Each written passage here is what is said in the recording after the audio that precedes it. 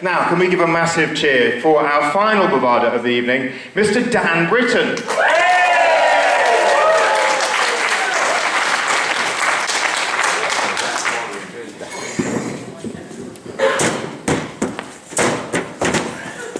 Good evening.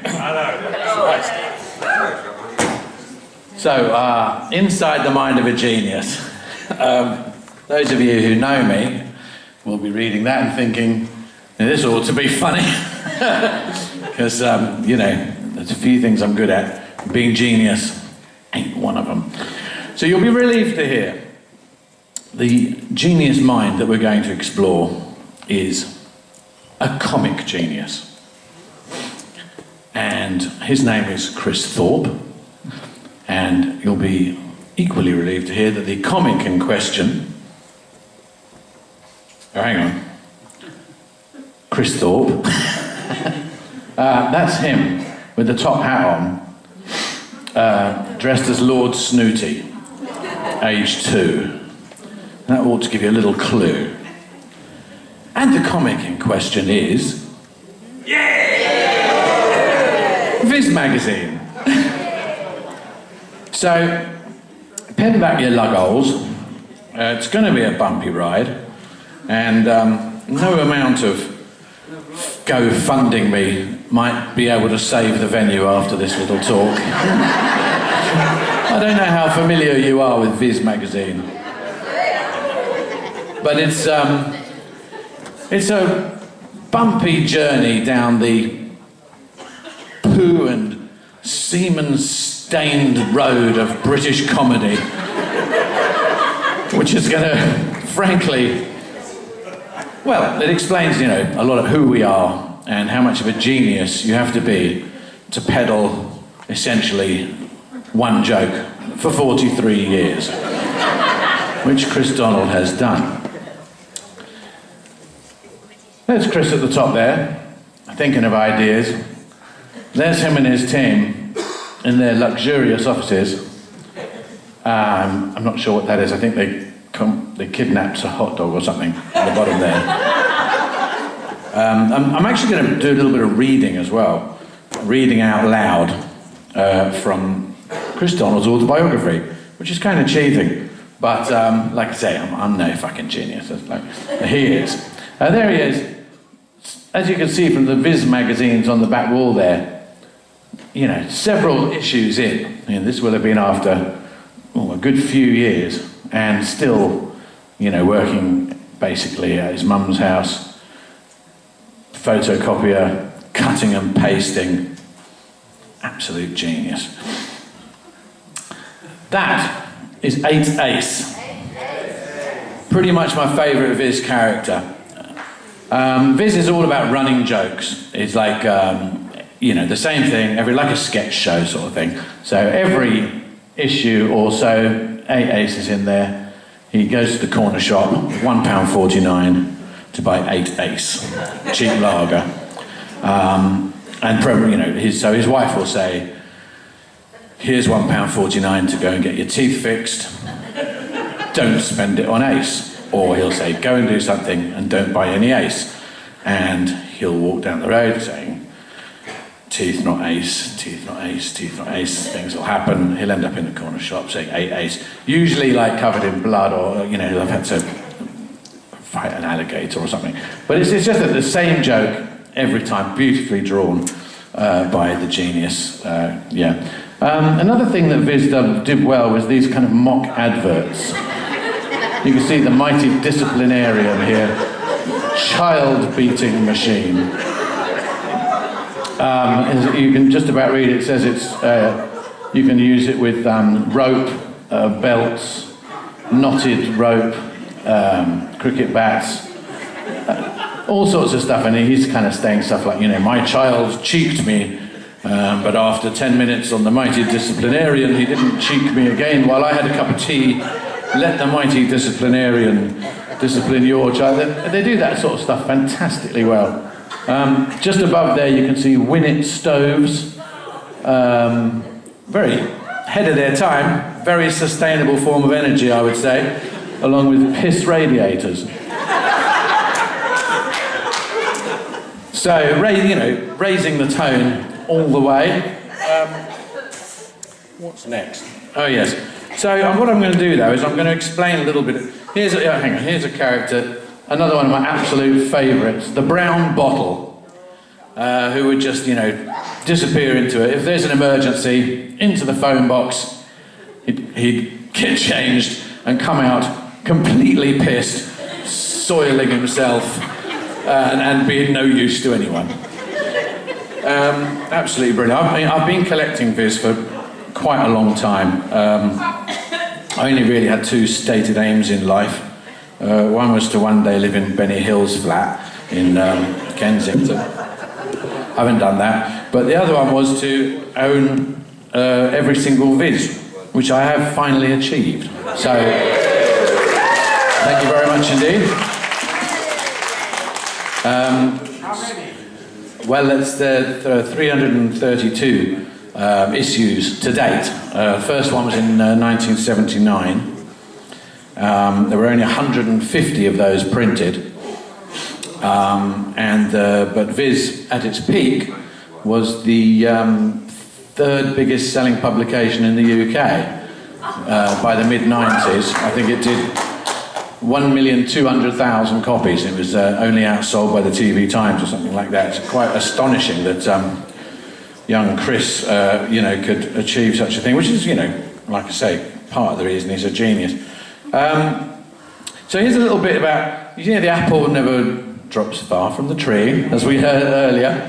So I'm just going to a little bit about, this is him talking about his dad. He says, my dad Jimmy was always a joker, and he was constantly using humour to cope with our mum's illness. And your mum had one of these really long illnesses, And he introduced us to Laurel and Hardy and the Goons, and before we had our own telly, he would go to a friend's house and we'd watch Morecambe and Wise. Dad also found George Bailey very funny. Bailey was a local TV sports reporter who wore false teeth, and Dad would fall about laughing as he read the football results. And he was forever laughing at people. We lived in Jesmond, which was a trendy middle-class suburb of Newcastle and Gateshead, so obviously not that trendy. But it was full of CND supporting Citroen 2CV driving families, and he used to love poking fun at and laughing at our lefty neighbours. He was always giving people funny names. Long-haired art teacher down the road was Buffalo Bill. Then there was Mrs. Eating Rowlands, one of our larger neighbours. And for some reason, Dr. Ian Paisley was always Ian Have a Banana Paisley whenever he appeared on the TV. Dad's parents were from Shieldfield, which was a neighbouring working-class suburb. From what little I remember of them, they also had the same sense of humour. Nana Donald took to calling our Uncle Jack Lord Shite after he got himself a job as a chauffeur for the Lord Mayor and started dressing fancy suits. Which is lovely, isn't it? I mean, and if I look at the back here, there's a glossary of the Viz magazine characters. There's, must be 1,000 of them. But you have, Bob-faced Betty of the Biscuit Shop Ballet, Billy Bumblebeard, Barmy Hill, Barry the Cat. I mean, it's all names, isn't it? Sort of, so you can see how seeds are planted. So it's not all genius. I mean, you get some of your tools from your family, but you do sort of have to know. I think genius is you have to know your audience. And if you're a comic genius, your best audience is yourself, so you have to know yourself. And then you have to sort of keep that going through thick and thin. And so, that's what I imagine a genius is like anyway. So anyway, that's a bit like that's what being a collector's like.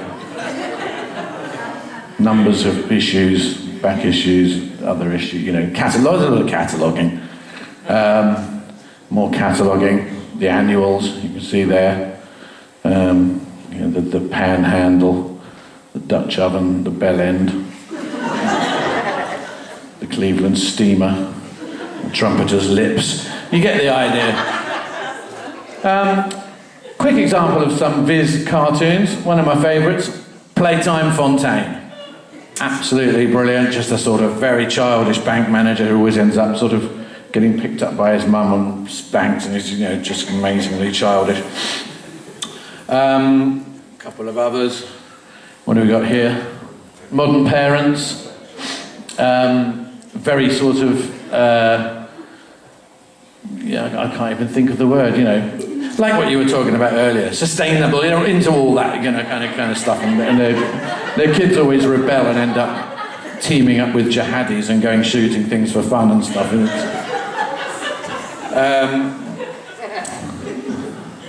Of course, Sid the Sexist. You know, genius. You know, just genius who's like always going on about all the women he's going to pull and actually is terrified of them and always fails. Billy the Fish, beautifully drawn. Billy the Fish. You know, just they thought, wouldn't it be good if a fish played football, and he'd probably be a goalie if he did, and it's been running for 40 years. You know, I mean, what can you say? Another marvellous piece of visery, swearing pennants. That's the alphabet in flags, noted there, with tags on. So you can hang them in your back window. If someone's driving too close, getting up your arse, you can write, you know, fuck off or something. Hang it in the back of your car. Whereas I think it's a public service, you know. So yeah, what else? Now, so Chris Donald, the genius in question, Viz wasn't his first magazine. He first used to draw, well, first of all he did cartoons on the blackboard at the behest of the school bully, or the Hards, as they were called, in the Newcastle schools. And I think he got his, the bully got him to draw the French teacher came in, he got into trouble, but then he used to draw these little monsters called Mutts. Then he did a character called the Fat Crusader. Then he did his own little school mag called the Daily Pie. And I think he made 10 of those and sold them all for like about 10p. Then he followed that up with another one called Arnold the Magazine, which didn't do so well. Eventually, after he left school, he joined the DHSS and got a job editing Bulletin, which was the monthly DHSS Central Office Sports and Social Club magazine, which did little reviews of their football teams and stuff like that. Anyway, this was all very useful, and then one day he went to the Gosforth Arms with his mate Jimmy, who was also quite good at doing cartoons. And they discovered a bunch of people who called themselves anti-pop, which was a kind of just bunch of bands and all that sort of stuff. And so yeah, this is him about his sort of musical kind of nous. He still says, in our school days, Jim had displayed a fondness for Steve Hillage, which I could never quite understand, and he once went to Nebworth to see Rush. I was more of a Seekers fan myself, then Beatles and ABBA. But if anyone asked me, I always said I liked Thin Lizzy. I tried to broaden my tastes, but most contemporary music didn't grab me. A friend once suggested I try laying down on the floor in the dark and listening to Pink Floyd album. I did, but it still sounded shit to me. Sorry, Piano Man Dan, I know you're a bit of a fan. Then punk came along, and when it came, it was an absolute godsend. The fashion was a trifle severe, but Mike Reid didn't like it, and that was good enough for me. Complete genius, So anyway, so then, basically, that sort of, he thought, right, I'm going to do a fanzine. And the first Viz was put together by him and his mate Jim, and they made 150 copies. And because Chris Donald was a mental train spotter as a lad, and very anally retentive. He has this. I really recommend this book, by the way. It's just the story of his. And he had this fabulous, sort of really, brilliantly. Everything's logged, 10p to Sarah thingy. Another one sold a thing, and you can see it sort of going from that it's just lovely to watch it sort of grow over the years, from, Colin, somebody still owes me 10p for his copy, and it's all written down, it's incredible.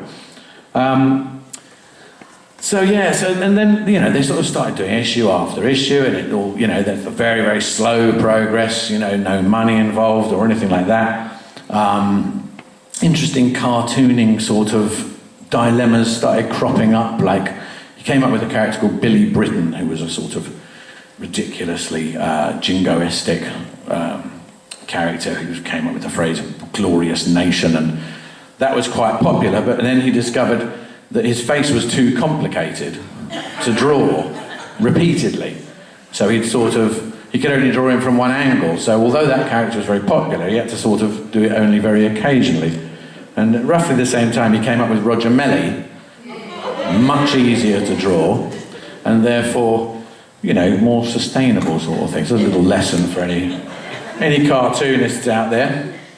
And really, there's lots of lovely little stories here. I don't know if I've got time. No, probably not. Well, maybe I have. Page 45. We're sort of jumping ahead now, and they're getting a little bit of attention. And there's a youth program in the 80s called Something Else, which was fairly appalling. He said, we met the two producers and they explained that we, the kids, were going to make the programme, not them, the boring grown-ups. And they were just going to help a little. They handpicked a panel of 5 appropriately discontented youths from our area, all of whom had something to say. As well as myself representing the comic, there were 4 others. A motorcyclist called Mick, who wanted to draw attention to the plight of motorcyclists who are occasionally barred from pubs because of the leather clothing. Mick the fireman, because it occurred to him that if the pubs from which he was barred caught fire, it would be him, Jim, that the landlord would turn to put the fire out. The irony and justice of this situation clearly rankled Mick. And the idea of filming people riding around on bikes clearly appeared to the producer, who was a bit of a biker himself. Then there was Mark, a chubby, monotone mod who wanted to moan about local bands not being represented and getting a fair deal in the London record companies. There was also Tracy, an actress who I suspected was on the other bus and had some sort of gripe about stereotyping of women. And then there was Stephen, a long-haired hippie who didn't like being stereotyped as a long-haired hippie just because he was a long-haired hippie. This was going to be some show, he says. Marvellous book, isn't it? So really, a lot of this talk is me just saying, isn't that great and aren't these great? I haven't got a huge amount other than that to say, but... So, Viz continues on, and it just introduces more and more things that other people have since done. So many comedians, like Harry Enfield, says his whole act is based on Viz magazine. I mean, this rather unpresupposing lad in his little room there, with his post-it notes and stuff like that, is in fact influencing British comedy and teaching us all about ourselves and, bringing self-parody to the fore. Parodying things like the Sunday colour supplements, sort of giveaway things. I think this was one of their early ones.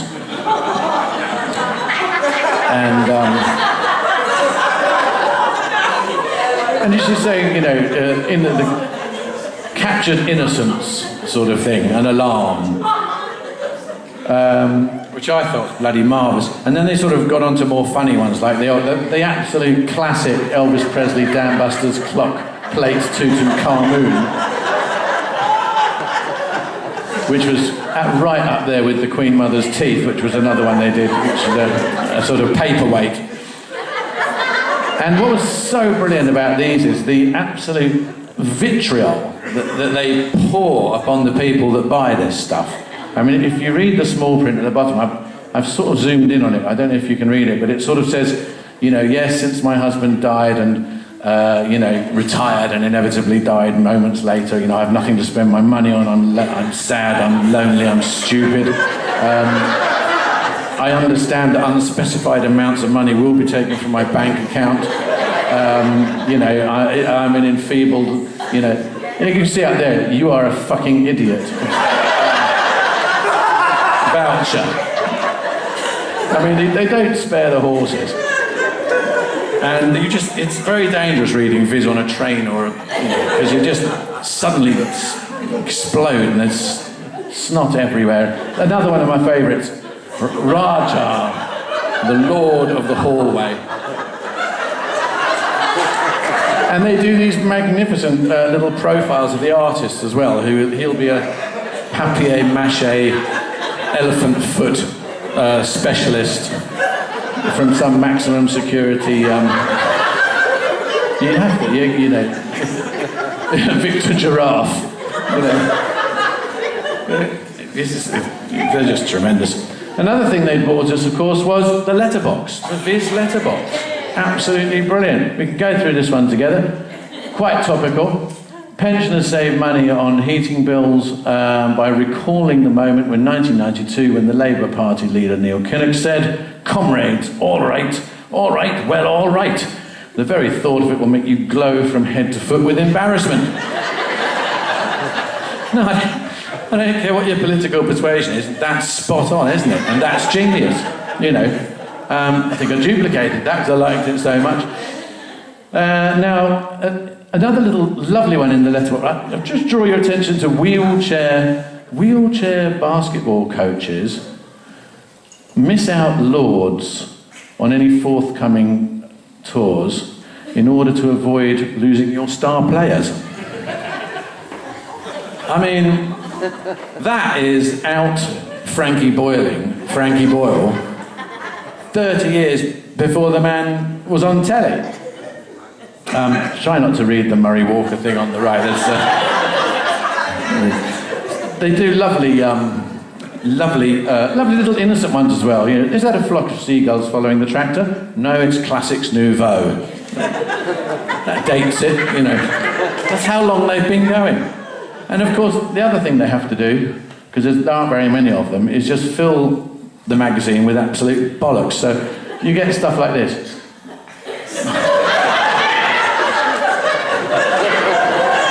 Absolutely marvellous, you know. And it's just a kind of a mildly funny read, but they're playing with you. You read the whole thing and you go, well, it's quite funny. You know, it's quite funny. I kind of want to laugh, but there's no real belly laugh there. You turn the page, you're on the underground. What happens? You get that. And you're just pissing yourself on public transport. And it's perfect, isn't it? Because it's always going on about his tantric nonsense, you know.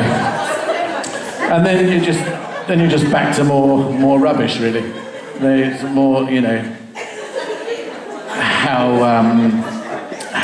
you know, if you look through a telescope, the planet looks like it's made of bosoms. It's so puerile. It's just marvellous. Lulu to get a visitor centre. She's going to get her own car park. Not her house, her. And Michael Parkinson's going to get one as well. And so I just can't tell you how much this absolute rubbish is, you know, important. It's important. Now, as things get more and more popular, you know, his genius is tested. It's like sort of biblical test, like the book of Job or something. It's absolutely brilliant. And so other people start getting involved. And there's a lovely little incident where on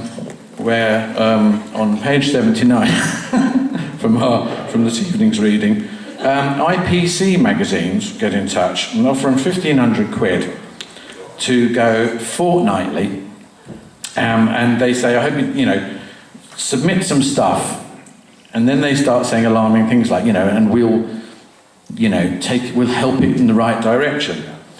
And this is where real genius comes in, because Donald knows himself well enough to know when his is the right sort of silly bollocks, so what happens was, so he gets this dummy thing that they've sent up from London with their writers, you know. He says, right from the start, he said, they'd changed the name from Viz Comic to Viz Funnies, instantly not funny. For example, they'd called Frank and the Princess had been altered to make the subject Frank gay. With a few subtle changes, they'd turned it from a surreal fairy story into homophobic garbage. Sid the Sexist name had been changed to Sid the Smooth Talker. Mr. Logic, the word penis had been replaced by the word donger. For fuck's sake, he says, you've missed the entire point. Mr. Logic would not say donger, he would say penis. He said, I wrote to John Sanders highlighting 30 or so similar instances of them ruining jokes. I also pointed out that their treatment had robbed the magazine of an important but difficult to define quality. The fact that the joke was on us. In our hopeless prizes, our botched competitions, our rubbish letters, our pitiful news features, Viz was taking the piss out of itself, more than other people. Their treatment of this dummy had completely missed this point. So that's nice, isn't it? You know, because you're reading these savage attacks on people. But of course, it's being done by a magazine that's parodying other crap magazines and being even crapper than them. So, you know, they're doing stuff like Danny Baker is a twat, and, you know, Sting screwed his wife's head off, and another savage example of Viz at work here is the Lady Di Princess of Hearts series that they ran while all that, kind of stuff was coming out in the Daily Mirror. And you can see up, the eating disorder, the thing, and then rather a cruel picture of Camilla, bottom right,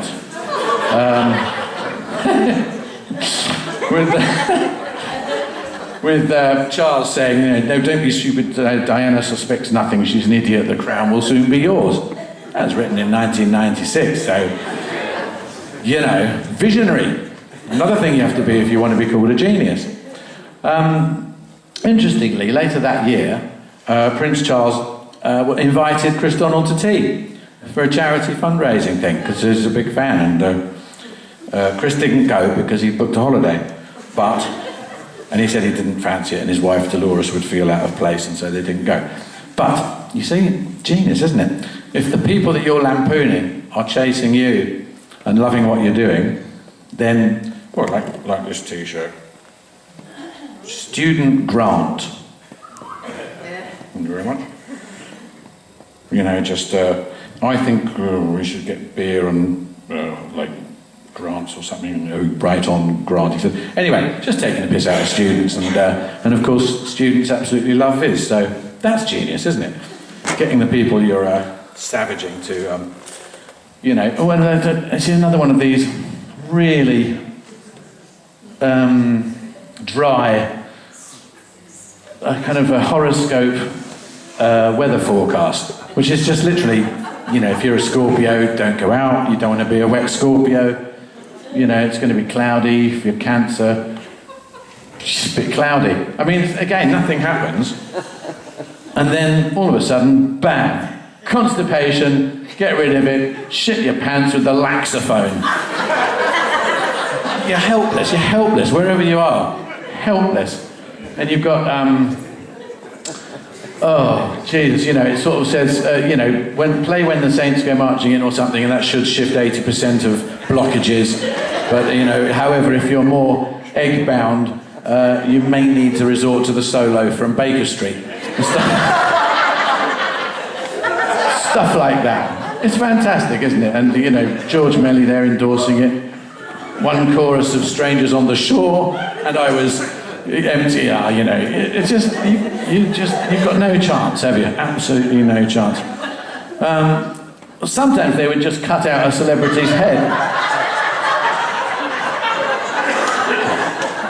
Fair game, Jimmy Nail, obviously, being a Geordie and all that. I like that the house style was very crude, sort of Tipex on the eyes and stuff like that. Another one of my absolute favourite Sunday sup things was the Tupperware Viking, which again, inviting old people to go on a cruise, which basically left Grimsby, sort of went out, the engines broke down, they drift perilously in the Tyneside Oslo ferry lane, come back, a brief stop at Goole to sign their pension forms, and then they're back on board. you know, with lots of Tupperware. Absolutely fabulous. And then, yeah, that was another good one. Relive Teddy's first wet dream. With, done by, there's lots of lovely narrative about, you know, always him, you know, his fur sticking to his duvet and stuff like this. And done by teddy bear artist Deirdre Dimwit Forbes, who, you know, also does plates, it says. Marvellous, isn't it? Now, yeah, this is just an interesting little thing. Radio 1, Danny Baker, he sort of advertised in Viz and sort of was always writing them letters and stuff like that, and which resulted in them doing the Danny Baker is a twat t-shirts, because they thought, okay, well, if he wants to be part of the gang, we'll give him the treatment. And then he didn't quite like that. You know, so he really didn't play the game at all well, and that ended very badly for Danny. What do we got here? Of course, the Profanosaurus, another Viz masterpiece. It's now I think it's the Magna Farta now they call it, because it's well over 10,000 profanities. So, like for example, shit shower, turning on the bathroom shower whilst having a shite to prevent your partner in the next room from having to listen to your groaning, straining, farting, weeping and splashing. Used mostly in the initial few months of a new relationship. See also turning Yoko's mic off. Just glorious, aren't they? And there's tens of thousands of those. I mean, that's one of the cleaner ones. The marvellous way they used to advertise back issues with a little poem and a very sort of 60s, 70s soft porn girl.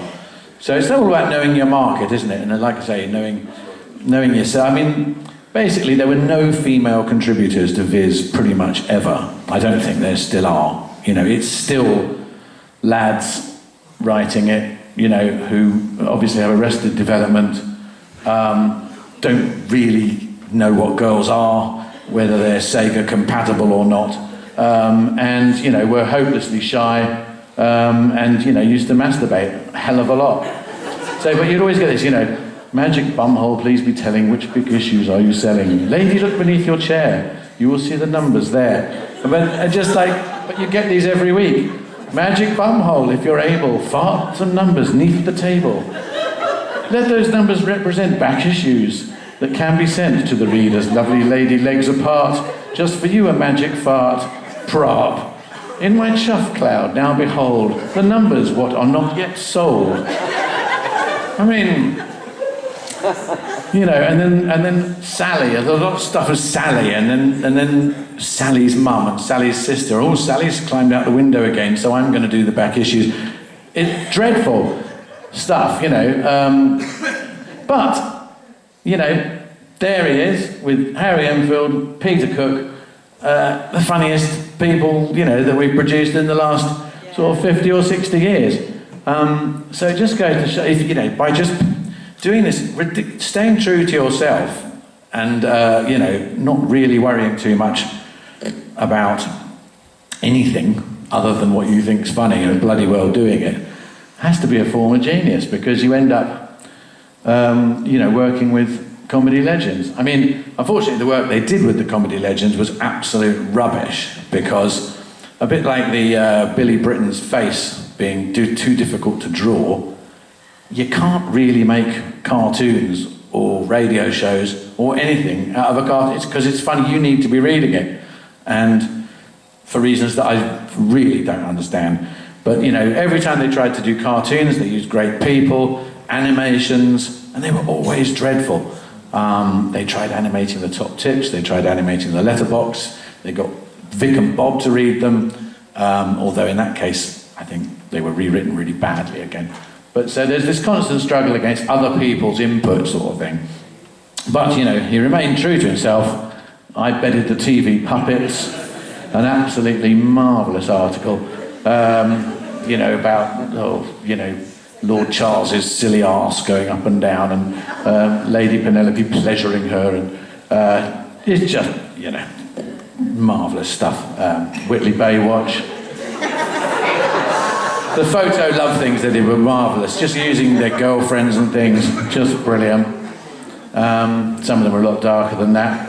Kitty Mints, another one of those brilliant adverts. Don't waste your money on expensive dog food. Just a couple of kittens will feed the average dog. And then the usual Viz little sucker punch, the tiny writing at the bottom says, larger dogs may require more minced kittens.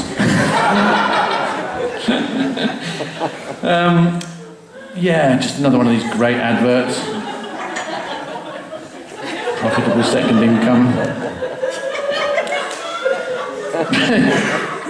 Something about, how this bloke had earned 850 quid in a couple of hours, and pages of this stuff. There's 43 years of this stuff. I honestly don't know how they do it. But but they're still going strong, still offering a public service.